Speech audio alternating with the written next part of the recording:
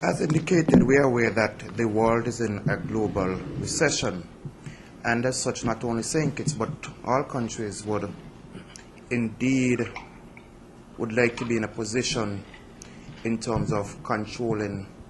expenditure, etc. As a government, there are several things that we would have to look at in that regards. In terms of the expenditure of government, we would have to carefully look at government expenditure and see in what ways the expenditure of government can be reduced. We have spoken to agriculture, and while it is not something that may be attained in the immediate short term, we certainly would have to look at our manufacturing and agricultural sector to see in what ways we can improve our own local agricultural output,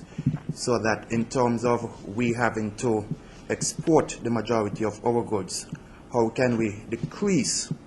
the outflow of monies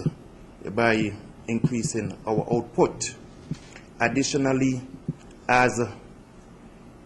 a community which is very much dependent on the tourism industry and the service industry, we have to take a critical look at those particular industries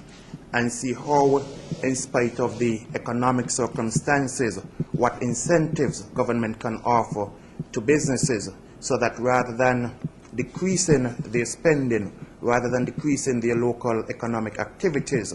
government would provide incentives so as to encourage them to actually continuing to invest, continuing to hire persons, whether it is that government have to give some sort of tax incentives to, let's say, for example, the hoteliers, so that rather than they having to lay off persons, government may have to some extent, provide some sort of subsidies to those particular businesses. You have the manufacturing sector on the industrial side. That particular industry, again, to a large extent, is dependent upon the U.S. economy. We would have to look at the operations of those particular industries,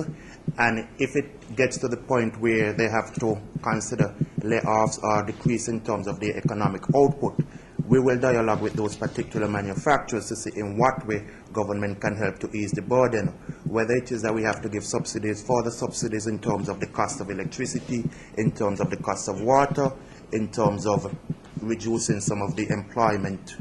taxes, benefits, etc., that they would have to pay. Those are some of the things that we certainly would have to take a careful look at to see how we can maintain some sort of balance without having the entire economic situation affect not just the government but also our citizens.